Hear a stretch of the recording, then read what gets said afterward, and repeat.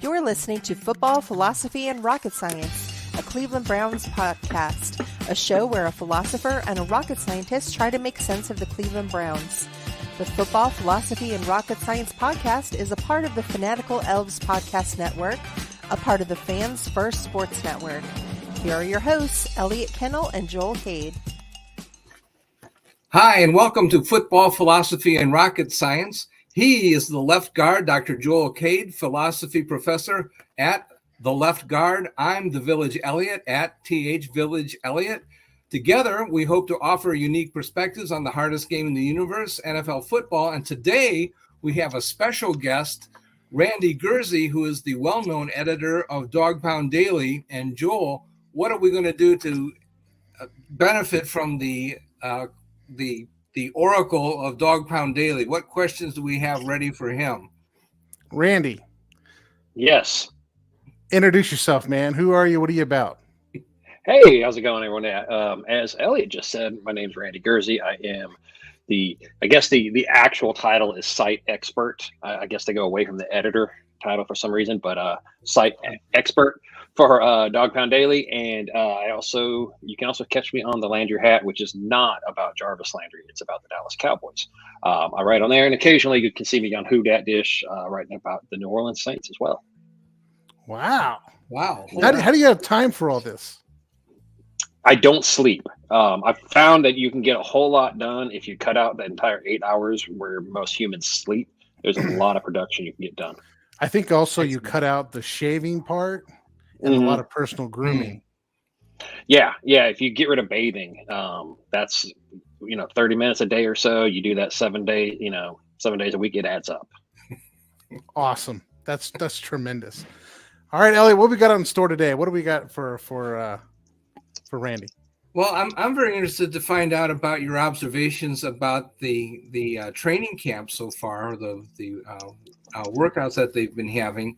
You've got an eye for football that I don't have. I can tell you about the statistics, perhaps, and some of the off-season philosophy behind what they're doing, but I really don't have an eye for what's going on as far as discovering talent and how these pieces that they're putting together really fit. But what have you been able to see, Randy, with the players and how they're progressing as a team? I think you're giving me too much credit because according to Twitter, I'm an idiot and I don't know anything. Well, but everybody's Twitter. Twitter is full of absolutely Mensa quality content. Here's my favorite thing about it. I won't go off the rabbit trail long, but my favorite thing is during the off season, every move is perfect and everybody is wonderful. And Andrew Berry's great and Kevin Stefanski's great. During the season, they're all idiots and should be fired. So that's what I've learned from Brown's Twitter. Okay. It's fantastic to kind of go on that roller coaster ride with them.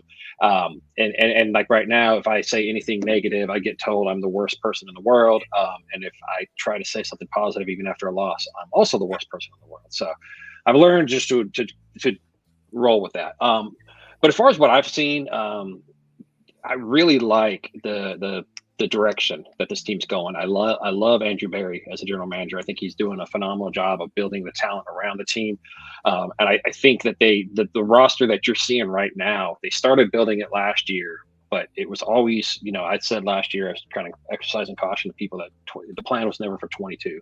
The plan was for 23. 22 was going to be frustrating. Because they had bits and pieces here and there. You're working with Jacoby Brissett, waiting for Deshaun Watson to come back, but they're getting a couple of the pieces, getting some people acclimated.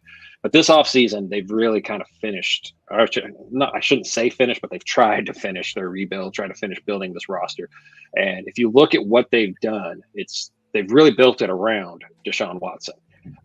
He likes the big-bodied receivers, and he said as much when that's why they went for someone like Cedric Tillman. And you've got that now. You got the 6'2", 215, 220-pound guys like, Amari Cooper and Donovan Peoples-Jones on the outside. They both are actually even capable of moving into the slot. Then you've got Elijah Moore, who can do the same thing, kind of move around. To me, he's always been that missing element. That's what they didn't have in the offense last year. They didn't have that shifty kind of guy that could take a short slant pass and take it to the house, that could stretch the defense, do all that kind of stuff. So, and then you also got the two tight ends now with with Njoku and Jordan Akins, who I think is going to give them what they thought they were having with Hooper and Njoku a few years ago.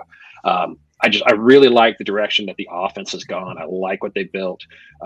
They have a great run game. They're always going to have a great run game, and I think a lot of people got upset when Stefanski said they were going to try to run the ball less. But I think people got bent out of shape out of that for no reason, when really he's not saying we're not going to run the ball. He's saying we're going to run the ball less, and in the end, that's going to make Nick Chubb a little more efficient. You're not going to pound him 20 times a game early in the season when it doesn't matter. So he's going to be fresh at the end of the year. We saw last year, after week 12, 13, whatever it was, he didn't get any touchdowns. They beat him up. So this year, I think they're going to have more of a finesse offense, an offense that can, run with the different teams. And then at the same time, you've got the running back that can keep the defense on the field and keep them fresh when they need to, when they have a lead. But that's just the offense. On defense, I love it as well. I love what they've done. Let me ask you a question real quick. Yeah. Let me ask you a question about the offense. You're talking about all this offensive talent. You got this guy, that guy, and they all cost a lot of money. So how are the Browns getting all these people in the salary cap? Two ways. One, salary cap's not real. And two, it goes back to what I just said. They've been planning for this year. Last year, when everyone was saying, hey, we've got $22 million in the salary cap space, we should go after Ndamukong Suh, we should go after this person. They weren't going to do any of that because they knew 22, they weren't winning anything. If they did get into the playoffs, it was going to be an early bounce. This was all built towards this year. So they wanted to roll that $22 million into this year, use that to kind of pay for some of these people. They'll do the same thing next year. They'll make a plan. They'll figure something out.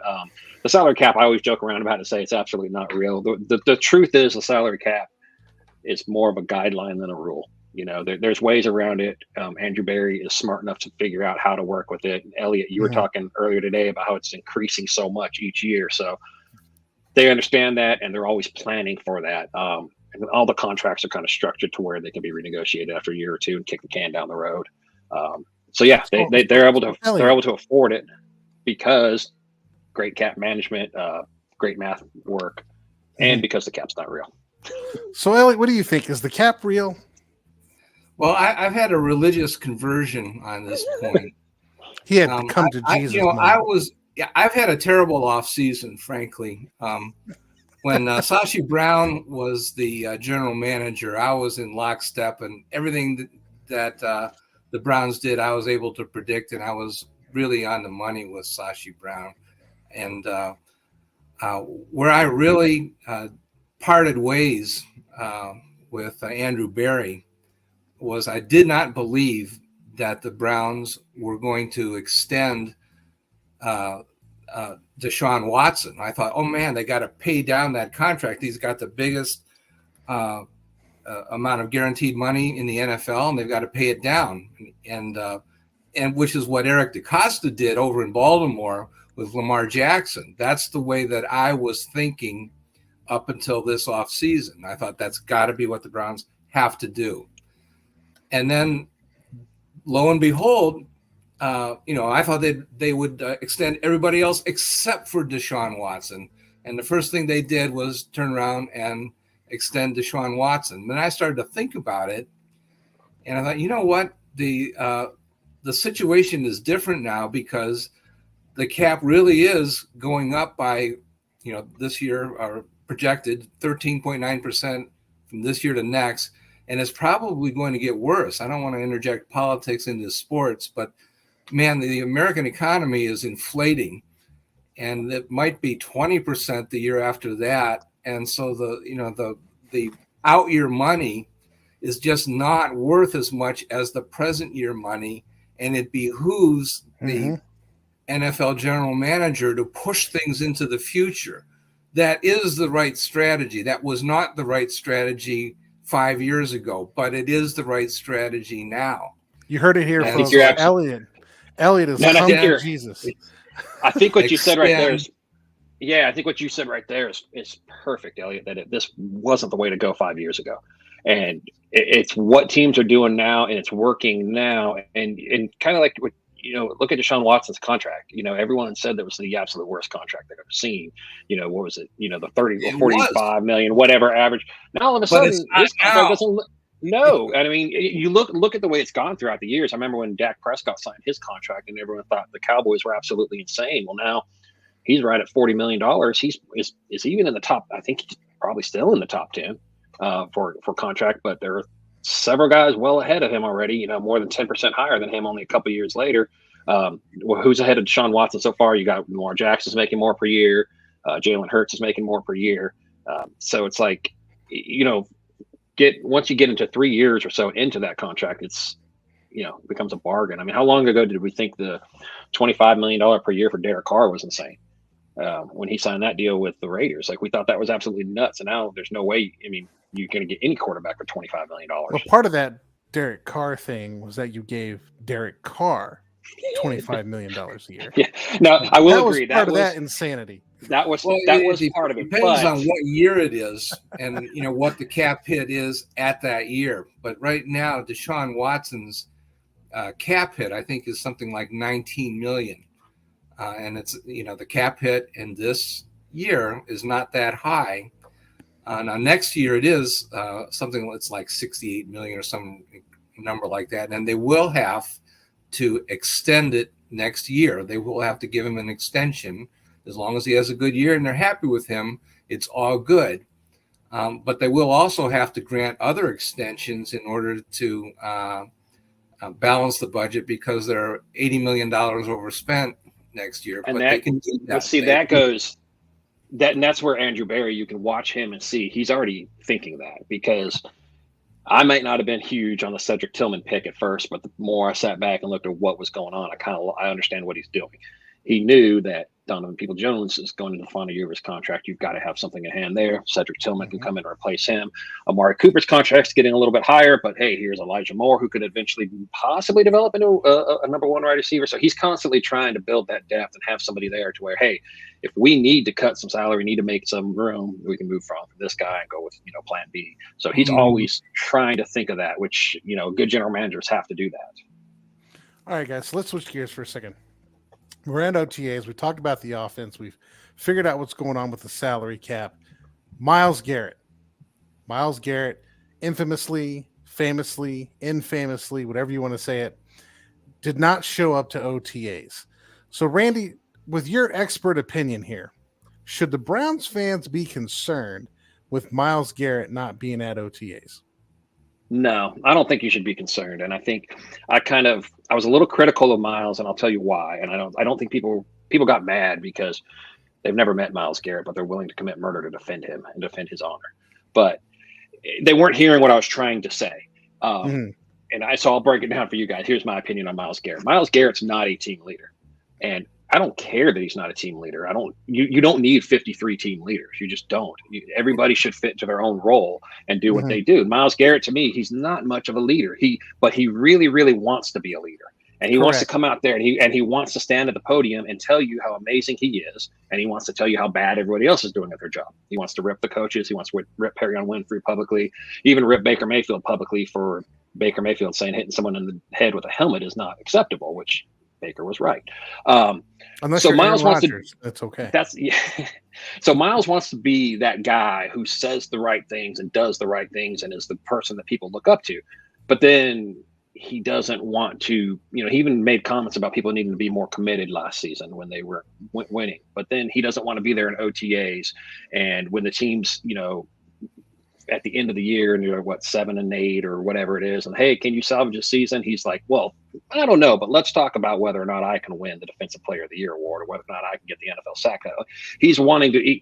He's a me first guy, and that's fine. I have no problem with that. Plenty of me first guys in the NFL succeed, but he's just. All I was saying is he continues to prove that he's not a leader like people think he is, and I'm again totally okay with that. Just fit your role, play your role, whatever. Now. On the flip side, the only reason I really do have an issue, again, I don't think that you need to be concerned. He's not going to come out and have a bad year. He's not going to come demand a trade. But if he was so adamant that the coaching staff was the problem and saying things like, hey, it doesn't matter if you're going to run through a brick wall if we don't know where we're going. He's basically saying Joe Woods isn't telling us the right things to do. They lose to the Patriots, and he says Joe Woods is the problem because he didn't make adjustments. You were adamant that Joe Woods is the problem. They got rid of Joe Woods, brought in Jim Schwartz, and you're still not there for OTA. So it's like it would have been good. You want to be involved in all these things. You want to have a say. you want to decide who's going to be the coach, who's not going to be the coach. Well, then show the hell up with the new coach and show some kind of a backing. You can't be a leader just by talking. You have to actually have action. And that's where my problem is with that. It doesn't mean his play is going to be bad or any of that. It's just, I don't want to hear it from you if you're not going to show it. See, I went out yesterday on my podcast that you were on last week, Randy. What the elf was that? And talked about this issue.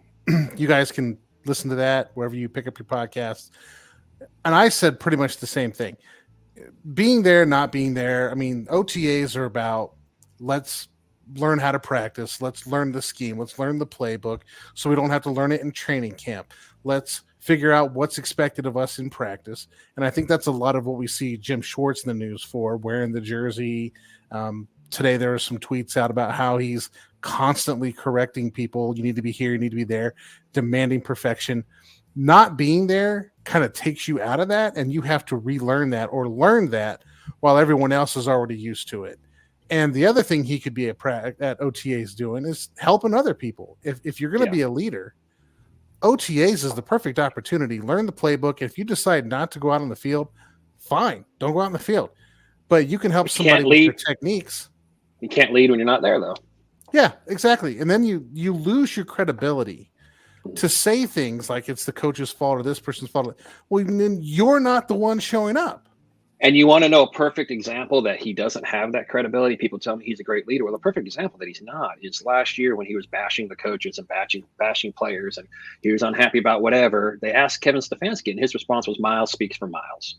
He didn't say Miles speaks for his team or Miles, we're listening to what Miles said. He said, Miles speaks for Miles, and we're going to deal with that. And then Miles ended up getting himself benched for a little bit or whatever. But you're right. If you want that credibility and you want the coaches to listen to you, I want this input. I want you guys to install this game plan. I mean, he's had a problem with every defensive coordinator so far. Well, they're not going to listen to your input until you're also showing that you care and that you're invested beyond just yourself.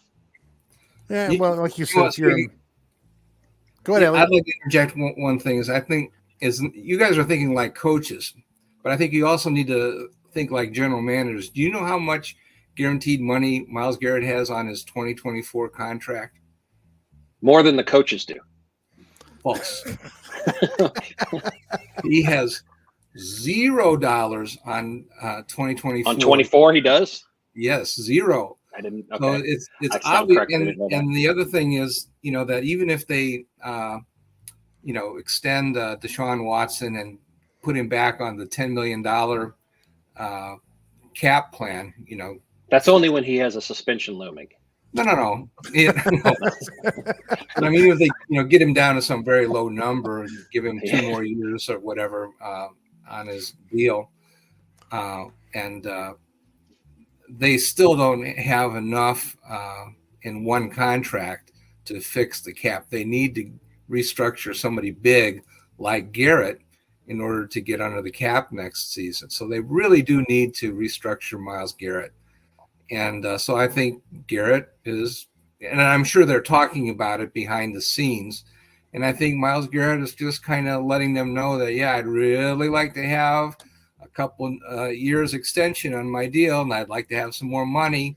And by the way, this inflationary NFL is eating into all that money that I thought that I had. It's now worth 15% less every year. And, you know what I've noticed, though?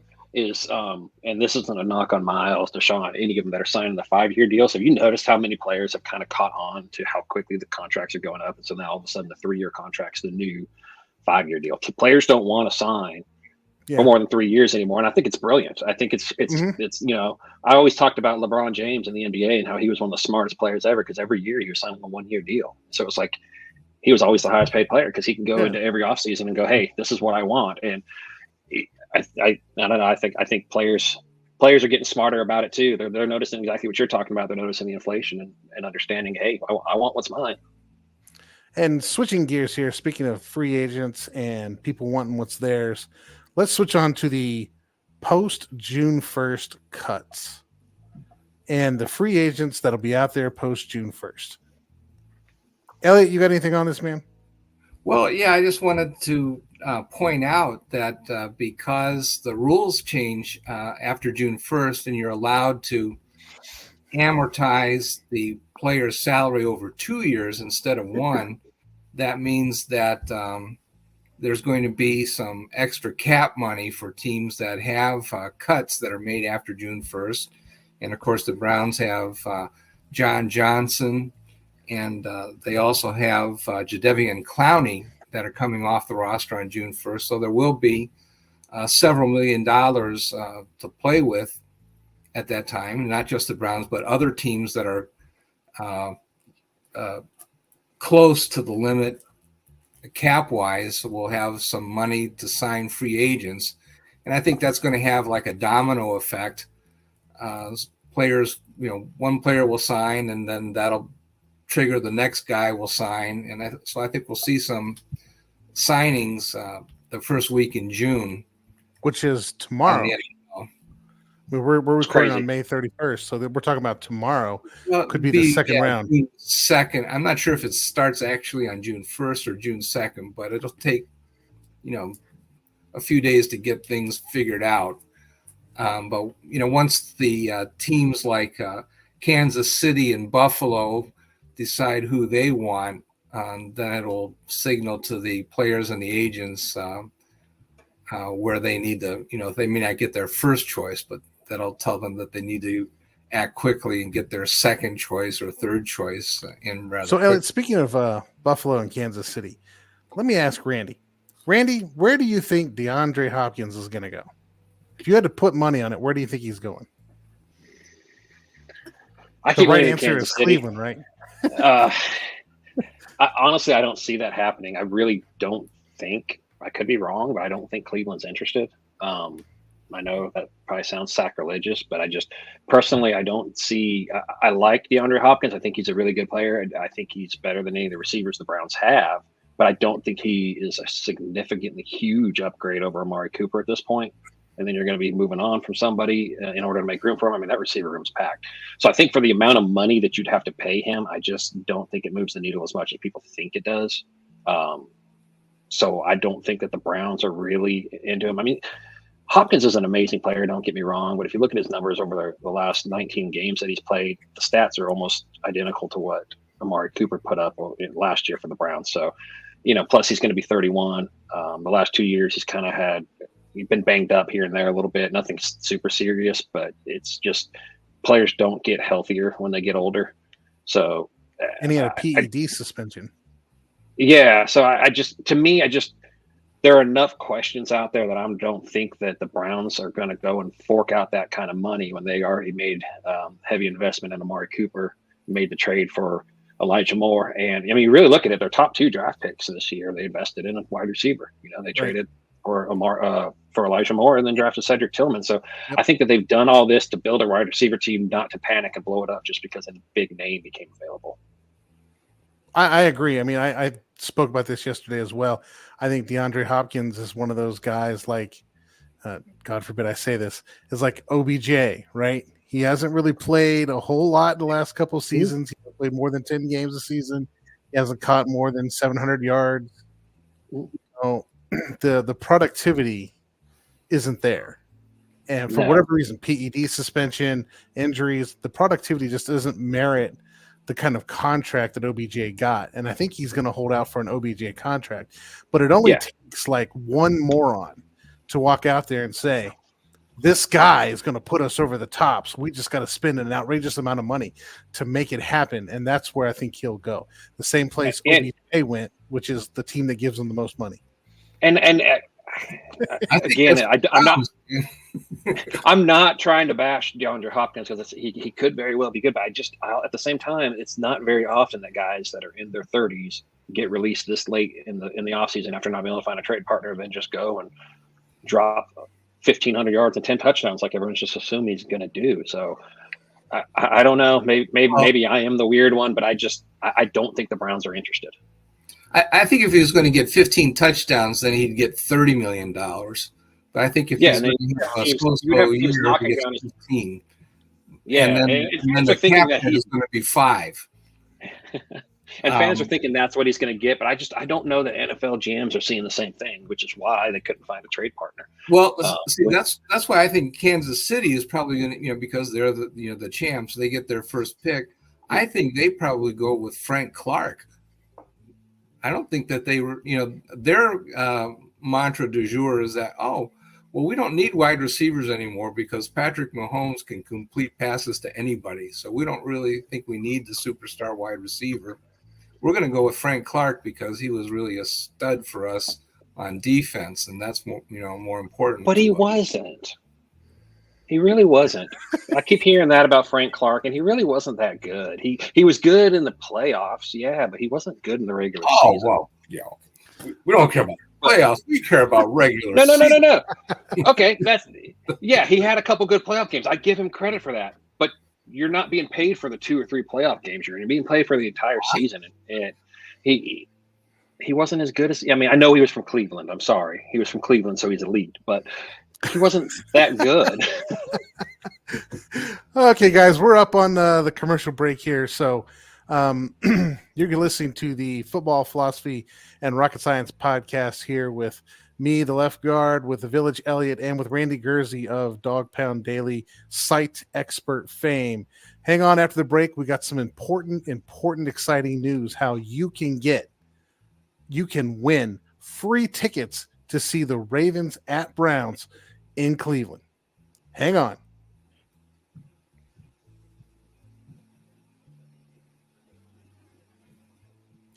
And we're back. Thanks for hanging on. As I said before, we have some exciting news here. The Fanatical Elves Network is looking to give away, as a way of attracting listeners, 2 tickets that you can win simply by answering a trivia question and sending an email. So all week and all next week, if you listen to the podcasts that are part of the Fanatical Elves Network, on Tuesday, we have the Johnny Cleveland podcast with John Suchan. On Wednesday, it's the What the Elf Was That with yours truly. On Thursday, listen to this one, right? Football Philosophy and Rocket Science. On Thursday night, there's the Fanatical Elves show. And on Friday, we have the Browns Blitz show. If you listen, each podcast will have a different trivia question. You send your answer to the trivia question to Elves Network, ELFZNETWORK at gmail.com. You can get entered for a chance to win the tickets. If you listen to the Johnny Cleveland podcast, that's a question, that's an entry. You listen to What the Elf Was That? That's a second entry. You listen to Football Philosophy and Rocket Science, that's a third entry. See how this multiplies? You listen, you answer trivia, you send in your answers, you get more chances to win the tickets. And I'm telling you right now, my son and I are talking about going up to Cleveland for that one. So if you win the tickets, contact me and I'll hook up with you and we'll hang out up there in Cleveland for a little bit before the game. So can you get that's just extra. You get all 3 trivia questions right? So there's only 2 tickets to be given away, and each show has a unique question. You answer that question, that is 1 entry. So you could have up to 10 entries to win these tickets. So for our podcast, and if you're watching on YouTube, you can see it on the bottom here. Our trivia question is, what year did the Browns set the team's single season all-time passing yardage record? And who was the Browns' main quarterback that season? And as a hint, Elliot has decided you all need a hint. And as a hint, we'll let you know that the Browns fired their offensive coordinator, Norv Turner, after that season. So they set the record, then they fire their offensive coordinator. That is so Browns. So let me give you the question again. What year did in their Browns... defense, they fired the head coach too? Okay. Well, that's true. So it wasn't. Why not? I mean, it wasn't just the offensive coordinator. Brilliantly, you better fire somebody. They lost to the Steelers into the season, I guess. So what year did the Browns set the team's single season all-time passing yardage record? Who was the Browns' main quarterback that season? There's probably multiple quarterbacks, but who was the main quarterback that season? And the hint being the Browns fired offensive coordinator Norv Turner after that season was over. And email your answer. This is very important. Email your answer to Elves Network, ELFZNETWORK at gmail.com. All right, with that out the way, Elliot, I understand we got some more letters. Well, we do have right? some letters. I have some some tweets that I'd like to read on the show. Before I get into that, though, I wanted to make an announcement, not a happy announcement. We received this word just before the show started that I understand that Jim Donovan's leukemia has returned. And so I'd invite all of our viewers and listeners to keep him in your thoughts and prayers. Jim's a tough guy. He says that he will continue to broadcast to the extent that he's able while he's taking treatment for leukemia. I, too, am a cancer survivor, so a diagnosis of leukemia is far from a death sentence. This is something that can be beaten. It's not easy. It is a life and death situation, but we will be keeping Jim in our thoughts and prayers. We're with you, Jim. Whatever we can do to help you out, whatever we can do, we're with you in prayer for sure. All right, with that, I do have some tweets that I want to read. I have to remember how to do the share screen feature. Well, Elliot, we're working on that. I want to just say something to everybody. Every week we read off the people that send us messages. Sometimes they've been kind of outrageous. We've heard from Johnny F. Football before. We've heard from some crazy people like Hug and Hugh. But I want you to know, if you're listening and you want to email the show and give us your input, you can always email me personally at theleftguard@gmail.com. Email address, theleftguard@gmail.com. I'll leave that up for a little bit. Feel free to email me. We'll read your comments on the air, and you can join the show. All right, Elliot, looks like we got you up, man. This is from Barry Sanders, and I thought this was so very interesting because famously Barry Sanders' dad would never admit that his son was as good as Jim Brown. But Barry tweets that you can't underestimate the impact Jim Brown had on the NFL. He will be greatly missed. Additionally, his generosity and friendship with my family, the Sanders family, is a gift that we will always treasure. Our thoughts and prayers are with the Brown family and Browns fans at this time. And also Emmett Smith is in the photo with Jim Brown and Barry Sanders. And I thought that was really kind of cool. I don't think that Barry's dad is really being necessarily just being cantankerous with him. I think there really was a great deal of respect for Jim Brown, and it's really not being mean to your son to say that, gee, son, I love you, but nobody's going to be as good as Jim Brown. I don't feel that that's insulting in any kind of way. I think they really did have tremendous respect for Jim Brown. And the next one is we invited Jennifer Matthews to phone in tonight. I guess she didn't have the opportunity. She'll be very welcome. We wanted to say a few words about her father, Clay Matthews, who is deserving, in our opinion, to be in the Hall of Fame. She says in her tweet, getting to be part of some conversations with my dad, Clay Matthews, and the late Jim Brown, the greatest running back of all time, was surreal. Oftentimes, in the middle of the craziness, I stop and take it all in and thank God for this life. I don't take moments like this for granted. And there's a picture of her with Jim Brown and with Clay, and just a really nice moment. Just the Matthews family, just really remarkable. Second tweet. These are some of the comments back from fans to Jennifer. This is, my grandfather was a photographer for the Plain Dealer and always talked about how nice Jim Brown always was to him. He even got Jim to sign a picture he took of him for my mom, never getting rid of that. Next is from Gary H.E. My two all-time favorite Cleveland Browns players. Saw every home game Clay played in Cleveland in person and probably saw Jim Brown play 12 to 15 times in person. Brown's best running back in history, and either he or Tom Brady, best player of all time. Matthews has to be in the Hall of Fame soon. Then Randy Jones one says, very beautiful, and Jim too. I'm not too sure about the priorities there, but yeah, there's the picture shows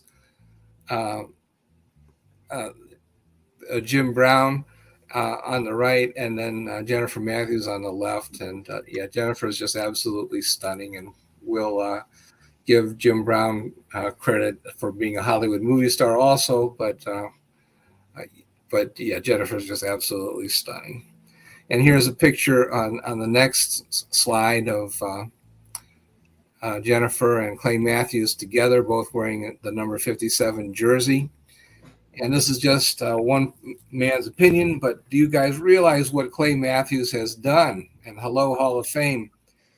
First of all, he represented the game of football brilliantly. He's a class individual off the field. He's done a lot of charity work that a lot of people don't know about. And this is just an editorial, but I think, the Hall of Fame needs to be the Hall of Fame. And it's not just a hall of stats. It's not the hall of receiving yards or passing yards, not the hall of sacks, but it should be the Hall of Fame. And clearly, if personal integrity matters, and Clay Matthews should be there. He played 19 years as a linebacker. Who does that? He was 40 years old when he finally hung him up. Led the NFL in tackles 3 times. He was a 4-time Pro Bowler and 1-time second-team All-Pro, not the same year that he was in the Pro Bowl for whatever reason. 7th in NFL history in career tackles, 82.5 career sacks. He had 248 starts, a 16th in NFL history. And maybe Junior Seau, if we're going to consider him to be a linebacker, probably he might have had more than Clay Matthews. I'm not sure. But they were both really amazing in terms of their ability to be durable and to play a lot of games into their 40s. So what do you want from a football player? I can't think of anybody that could be more valuable to a team than Clay Matthews was to the Cleveland Browns. Okay, that's all I had.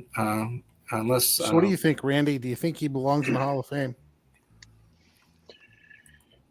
It's, I hear everything Elliot's saying, and you look at it like that. Absolutely, you think he does. I think the reason he's not is because when they talk about the NFL Hall of Fame and the players in it, they always talk about, can you tell the story of the NFL without this player? And I think Clay Matthews is suffering from the fact that the Browns never won anything during his tenure.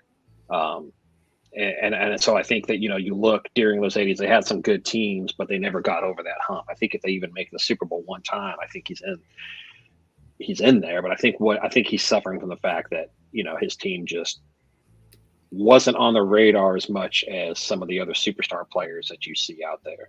You mentioned Junior Seau, like even he had the year where he made the Super Bowl.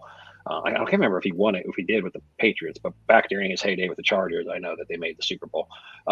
So I think, when you look at all the numbers and everything, that's absolutely impossible to argue against Clay Matthews. But I feel like that's the one thing that's holding them back is that, outside of Cleveland, he's not getting that respect that he deserves because he just wasn't seen on a national level like some of these other guys were. Yeah, we hold single players responsible for their teams, which I don't think it makes any sense, but I think you're right. No, it doesn't. But it comes back to, you don't. You're absolutely right. Junior Seau wasn't carrying those Chargers teams on his back, but he was in those big games, and people remember the name because they'd see him, in the national spotlight games, whether it was the playoffs or even just Monday Night Football and things like that. And Cleveland during that time, they weren't on primetime television games. They weren't in, the Super Bowl. They weren't in the AFC Championship game every year. So I think I think that's what's hurting him is that he didn't have that national, he wasn't recognized nationally like a lot of these guys are. Mm-hmm. Mm-hmm. All right, guys, we're coming into our final thoughts. Randy, you got any final thoughts? I barely have beginning thoughts. I struggle to find those sometimes. So I can leave this up to y'all. Elliot, any final thoughts? Hallelujah, I got religion. Let's play now and pay later. That's it. Kick it down the road. I will say that I welcome Elliot to the club because he's been hearing it from me all off season about how little the cap matters. I make fun of the fact that like the Saints are always in, everyone's saying they're in cap hell. And it's like, oh yeah. And how did they get out of cap hell? They signed somebody to a $150 million contract and suddenly they have money again. So thank you for, I'm just glad that Elliot got converted and joined us in the whole, hey, the cap doesn't matter that much. Go ahead, Elliot. Yeah, it did matter when the when the Saints got in trouble. They really were in trouble a few years ago, but they weren't. That's what people said, they were in trouble, but they never were, because every year they still were the ones going out there and signing somebody in free agency. Mm-hmm. Remember the year they were down? They were like $70 million in the hole and somehow signed, who was it, Jarius Byrd to like a $72 million contract, and all of a sudden have $25 million left over. It's like that math made no sense. And that's when I realized, like, hey, this cap there's no cap. You know, they gave Taysom Hill a $150 million contract that somehow was only like a $5 million contract and opened up a ton of space. So, well, yeah, Mickey Loomis is a math genius. The voidable years concept was invented to save New Orleans that year. Yeah, and I mean everyone's using it now. So, I will say that the rules there, use it. Caponomics reminds me of Douglas Adams' Hitchhiker's Guide to the Galaxy, where all the mathematicians go to restaurants and they learn restaurant mathematics because mathematics operates differently in restaurants than it does anywhere else. This is what cap economics is like. Yeah, NFL math, salary cap math, it's not real math. You know, for somebody like Elliot, who is a highly intelligent person that numbers make a whole lot of sense for, NFL salary cap's not for you because it's not real math. Well, it's like how much stuff can we put in a can, or how much money can we have while making just enough in the can while we still have all the money out there. Like you can pay these players $1 billion a year, but make it look like you're only paying them $1 million against the cap. So it's different. It's different this year than it was 5 years ago, and I'm catching on. I am learning. All right, guys. Math. Thanks for listening. Thanks for coming by, Randy. Appreciate it. I know we ran a little long, but appreciate you coming on to share us your wisdom. All right, guys. Next week, come back. Football, philosophy, and rocket science. Remember to read the trivia question, answer the trivia question, email the trivia question, and if you win the tickets, I'll find you up there in Cleveland and we'll hang out.